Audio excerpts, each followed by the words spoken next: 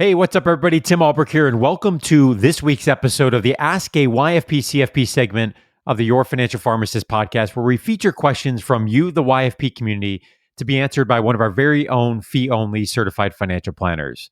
Please note this podcast is intended for educational purposes and should not be considered financial or investment advice, as we do not know all the variables to one's personal situation when answering a question. Before we jump into today's question, a shout out to our extraordinary YFP financial planning team that makes this segment possible. Your Financial Pharmacist offers fee-only comprehensive financial planning services that are customized to the pharmacy professional. So whether you want to pay off your student loans, make the right investment decisions, or simply build a solid financial plan, we'll help get your income working for you rather than the other way around. You can learn more by visiting yfpplanning.com. Again, that's yfpplanning.com. Okay, this week's question comes from Nicole in Philadelphia, Pennsylvania. Hi, this is Nicole from Philadelphia, Pennsylvania. I was wondering what your thoughts were on investing in a Roth IRA versus a 403b plan through your employer as a PGY1 pharmacy resident. Thank you, Nicole, for submitting your question to be featured on this week's Ask a YFP CFP segment of the Your Financial Pharmacist Podcast. Tim Baker, what are your thoughts? Yeah, first I would say go Birds, Nicole from Philadelphia. So I got to mention that. A lot of this is unfortunately, it's going to depend on the student loan strategy, right? So, Right. I was talking to a prospective client today, and they're saying how they're all in on PSLF, and that they were funding the Roth IRA, and I'm like, yeah, really for the next 10 years, you should be allergic to that Roth component because of the kind of the optimization of the PSLF strategy. So I would say, Nicole, it's going to be a function of that, depending on what your loan strategy looks like.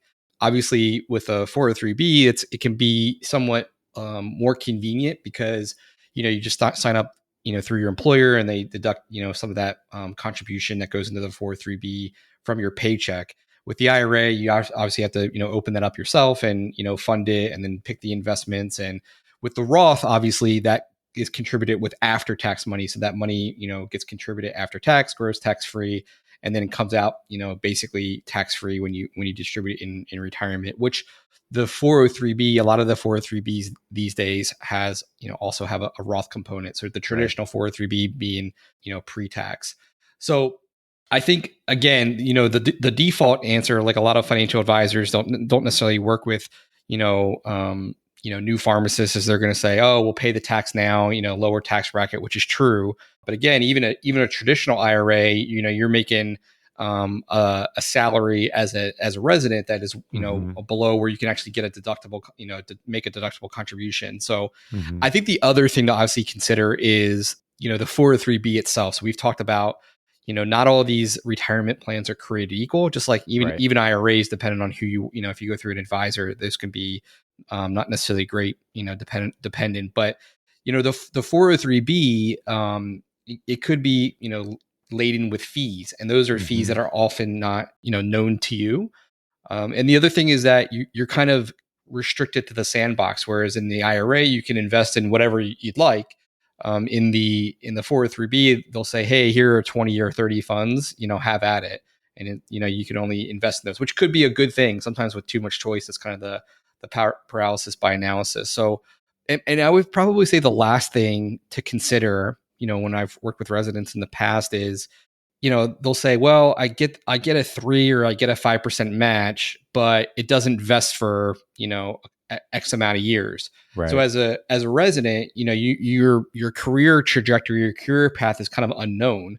So if you stay with that same organization, obviously that money would vest, meaning, right now, you'll put in money and all of that money is yours. And when they match it, it'll vest over a certain schedule, meaning it'll become yours over a timetable. So they're incentivizing you to stay on longer as an employee. So sometimes the vesting schedules, people look at that and like, well, I'm not going to be vested. I'll be out of here because I'm only going to be here for a year of residency, and then I'll probably move on. Sometimes it doesn't make sense to kind of go that route. So again, it's kind of a lot of different pieces here of what you should do. I think if it were me, an analysis of the 403b would be important to see if it's any good. And then probably just trying to figure out how this overlays to your student loan strategy.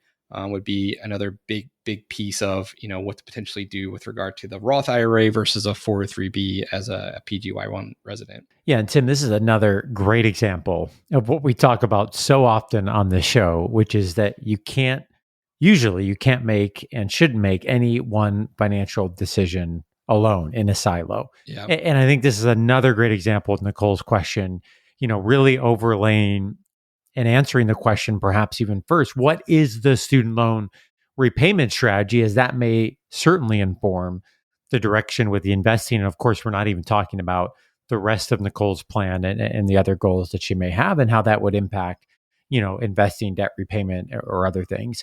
And I think this is a good reminder as we're talking about here, the weeds of student loan repayment and PSLF and how that can impact your investing strategy, the importance of getting that student loan repayment decision right, and how critical that is to the rest of your financial plan. And as you mentioned, how often that gets overlooked in the industry as we talk about kind of traditional financial planning and advising. And so a shout out here to Tim Church, the resource he put together, The Pharmacist Guide to Conquering Student Loans, walks you through A to Z, evaluating all of the student loan repayment options and helping you determine what is the best student loan repayment strategy for your personal situation.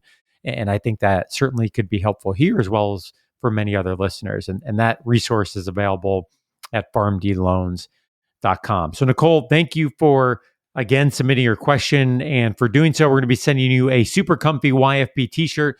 And to those listening, if you'd like to have your question featured on a future episode, please go to yourfinancialpharmacist.com/ask YFP or shoot us an email at info@yourfinancialpharmacist.com. Have a great rest of your day.